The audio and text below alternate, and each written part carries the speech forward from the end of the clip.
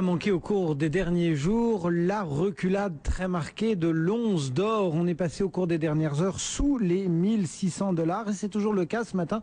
1 581 $ pour 30 petits grammes de métal fin. On parle de cette dégringolade avec Xavier Leblanc. Bonjour Xavier.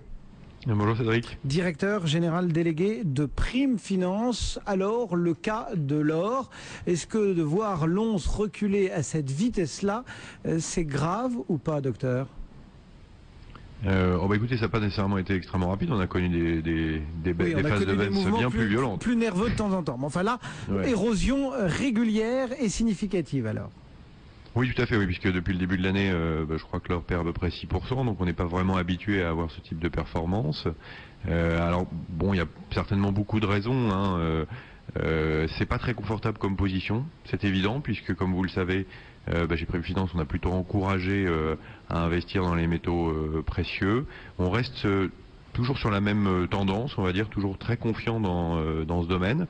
Bon, à plus court terme, effectivement, on a eu une baisse assez forte de l'or. C'est pas le cas pour tous les métaux précieux, hein, puisque globalement, nous, notre fonds métaux précieux depuis le début de l'année perd seulement 1,5%. Alors on me dirait ça perd quand même, mais c'est beaucoup moins violent, on va dire, sur le palladium ou le platine, par exemple, qui ont moins reculé depuis le début de l'année.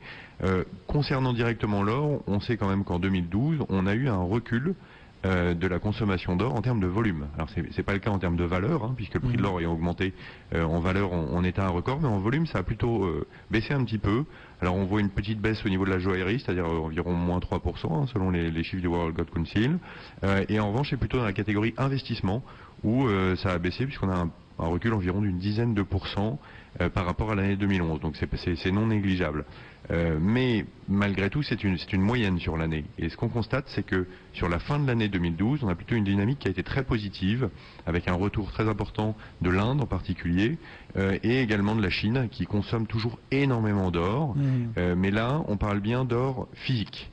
Et ça, c'est pas inintéressant non plus à voir sur le marché. Aujourd'hui, on a un phénomène qui est très particulier sur le marché de l'or, c'est-à-dire que détenir de l'or à terme, hein, donc sur le marché du COMEX, ne vous coûte rien, voire vous apporte quelque chose. C'est-à-dire que c'est un phénomène qu'on appelle en backwardation, alors qu'habituellement, l'or est toujours dans une situation inverse, à savoir que ça vous coûte un petit peu de le détenir à terme. C'est comme l'allocation du coffre, en définitive. Hein. Vous Et alors, comment s'explique cette petite inversion de tendance ? Alors, on a clairement une très forte demande sur la détention physique d'or, c'est-à-dire que vous avez une demande de livraison d'or physique pour pouvoir le posséder soi-même, qui est plus importante que ce qu'on a connu auparavant. Donc c'est un phénomène qui est un peu surprenant, puisque au contraire, ça devrait plutôt entraîner le cours de l'or à la hausse, puisque vous avez une demande très forte à court terme, et on a un phénomène inverse qu'on constate sur le marché, donc qui est assez surprenant. Donc c'est une des raisons pour lesquelles on le relève, et ça pourrait dire aussi qu'on a un phénomène qu'on ne maîtrise pas sur le marché direct, c'est que vous avez des achats physiques, en particulier par exemple de la Chine, qui sont très importants et ça les intéresse d'avoir un cours qui est un peu plus faible. Alors est-ce qu'on a pas une petite manipulation à ce niveau-là? C'est possible, sans rentrer dans les théories du complot. On a certainement pas mal de choses qui se font actuellement sur les marchés en termes de paroles, d'engagement. Ouais. Il est évident qu'il y a un peu de manipulation derrière, et l'or fait partie des choses qu'on préfère voir baisser pour apporter de la confiance. Puisque là, c'est le deuxième point fondamental, c'est que sur l'or, c'est quand même le baromètre des monnaies. Bien sûr. Et aujourd'hui, on a un peu plus de confiance sans aucun doute dans les monnaies. On le sait sur l'euro depuis l'été dernier avec l'intervention de Draghi. On a remis l'euro devant. Le dollar, on a très légèrement plus confiance. Et donc, mécaniquement, dans un cas comme ça, vous avez l'or qui consolide un peu. Si la Fed, Xavier, révise sa politique accommodante, comme certains de ses membres le demandent, quel impact ça aura sur les cours de l'once d'or ? Là, de manière évidente, on le constate déjà depuis quelques mois. Le fait qu'il y a un petit frein sur les annonces au niveau de la Fed, c'est une des raisons principales qui fait sans aucun doute baisser le cours de l'or. Maintenant, si ça réussit, si effectivement on arrête les QE, si effectivement c'est le dynamisme économique qui va permettre bien de réduire nos endettements aussi bien en Europe qu'aux États-Unis, mécaniquement le cours de l'or baissera. Mais c'est pas du tout le scénario auquel on croit aujourd'hui. On n'a aucune possibilité aujourd'hui, ni en Europe ni aux États-Unis, d'assurer un minimum de dynamisme économique et de croissance sans recourir à l'endettement.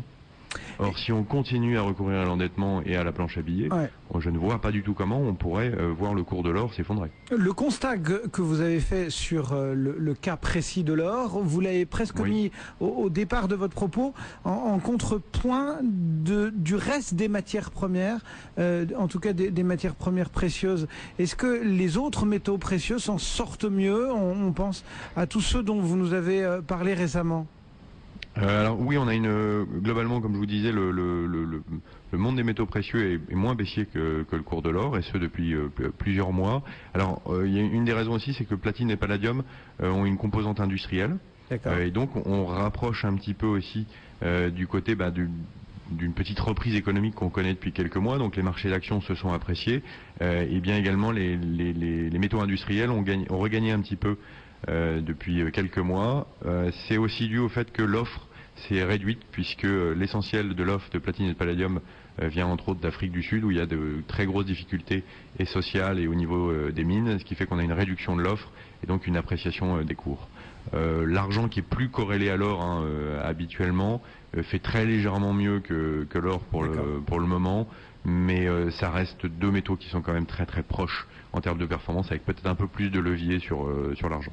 Est-ce qu'on peut dire un mot du marché du diamant, ou est-ce que c'est un marché entre guillemets totalement différent, totalement à part, ou est-ce qu'on peut le mettre un petit peu dans les matières précieuses? Alors le marché du diamant, d'abord vous n'avez pas de marché qui assure une cotation, puisque vous n'avez pas vraiment en fait de standard sur les diamants. C'est-à-dire que d'un diamant à l'autre, vous n'avez pas du tout la même qualité.